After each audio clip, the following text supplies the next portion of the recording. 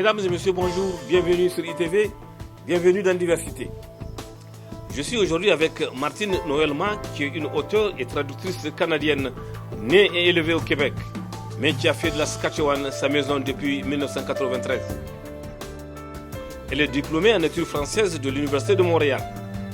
Elle a écrit plusieurs livres pour adultes et jeunes adultes, ainsi que des pièces de théâtre. Parmi ses œuvres les plus connues, on trouve Amélia et les papillons, sorti en 2006, et Dans le pli des collines, sorti en 2010, qui ont tous deux remporté les prix Saskatchewan Book Awards. Martine Noëlma a écrit un total de 18 livres à cette date. Martine est également une éditrice et traductrice active. Elle a été finaliste pour le prix du récit Radio-Canada en 2015 et a remporté un SAT Award en 2020 pour son livre Will et Ernest. Elle est également connue pour ses histoires de fantômes comme The Ghost of Spearwood, qui raconte l'histoire d'Ethan et de ses amis pris dans une tempête près de Spearwood en Saskatchewan. Le secret de Lucas est le dernier livre jeunesse de Martine, publié par les éditions de la Nouvelle Plume. Ce roman est destiné aux jeunes adolescents de 12 ans et plus et aborde des sujets qui touchent une corde sensible chez les jeunes. L'histoire suit Lucas, un garçon de 13 ans qui adore lire et dessiner, mais qui n'a aucun intérêt pour l'école et les activités de groupe. Il se sent souvent isolé et sans place.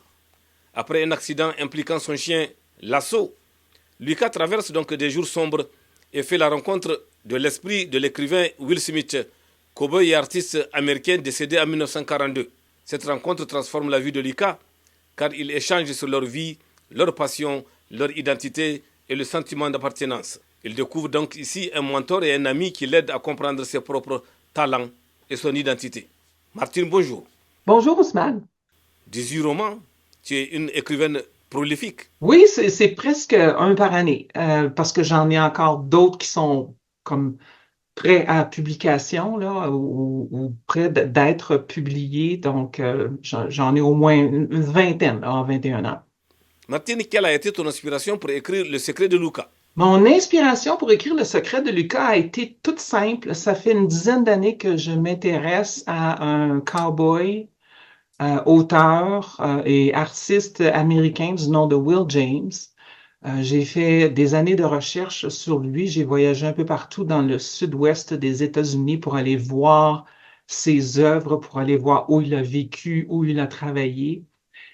Et de cette recherche-là sont nés trois ouvrages. Le premier, ça a été la pièce de théâtre Will et Ernest, qui a été produite par la Troupe du Jour en 2020 et qui a gagné le prix SATA du meilleur texte dramatique de l'année. Donc, cette pièce-là est disponible en français et en anglais. Et ensuite, j'ai adapté cette pièce-là sous forme romanesque pour les adultes. Ça, c'est pas encore publié. Et un jour, en mars 2016, donc ça fait 9 ans, je me suis dit, j'ai écrit dans mon carnet de notes, je prends toujours énormément de notes quand je travaille, et je me suis dit, qu'est-ce qui se produirait si un adolescent d'aujourd'hui tombait sur la version illustrée de luxe Smokey de Will James?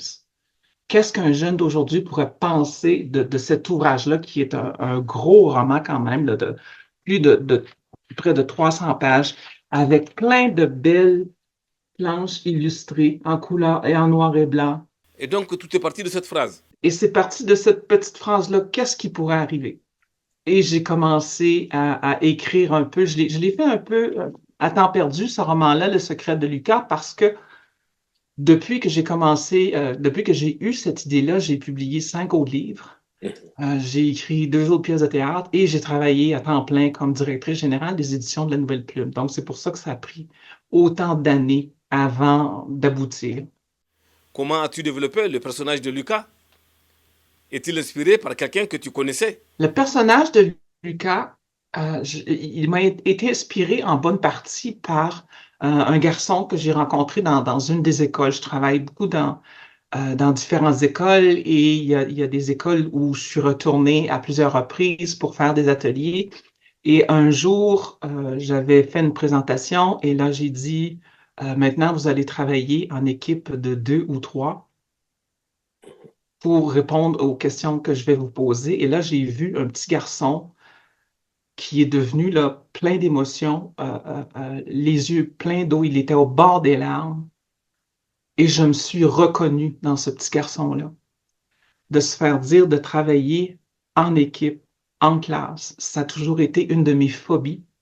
De devoir demander à quelqu'un, est-ce que je peux travailler avec toi ou veux-tu travailler avec moi? Et alors, je suis allée voir ce petit garçon-là et j'ai discuté avec lui beaucoup et je me suis rendu compte que j'ai appris un peu à le connaître à ce moment-là. Et c'est un garçon qui faisait beaucoup de recherches sur le deepfake, la formation de l'intelligence artificielle. Et donc, il était très, très, très passionné par ces choses-là, mais d'aller vers les autres, pour lui, c'était un effort vraiment presque surhumain. Et c'est cette hypersensibilité-là que j'ai reconnue et que je me suis dit, ah ben tiens, voilà mon Lucas, je crois. C'était pas des traits physiques, là, c'était vraiment un trait moral. Et c'est ça qui a été le fil conducteur pour mon roman. Quel donc a été le retour des lecteurs à ce jour? Les retours de lecteurs que j'ai eus jusqu'à présent, ce sont surtout des adultes, donc des gens qui ont participé au processus de sélection ou à l'édition, parce que le livre est sorti il y a seulement 2 semaines. Et ça a été, mon Dieu, des commentaires que j'ai reçus, c'est les adultes devraient lire ce roman-là pour peut-être comprendre peut-être ce qui se passe dans la tête d'un adolescent qui semble aussi fragile, mais qui en fait, il est solide, mais il est juste pas bien adapté dans son milieu. Le secret de Lucas est un livre captivant qui explore des thèmes profonds comme l'identité, le sentiment d'appartenance et les passions personnelles. L'histoire mêle réalité et surnaturel de manière touchante et réfléchie. Martine Noëlma parvient donc à créer une atmosphère immersive qui capte l'attention des jeunes lecteurs et les invite à réfléchir sur des questions importantes. Ce livre est particulièrement intéressant pour ceux qui s'intéressent aux récits de croissance personnelle et aux aventures qui sortent de l'ordinaire.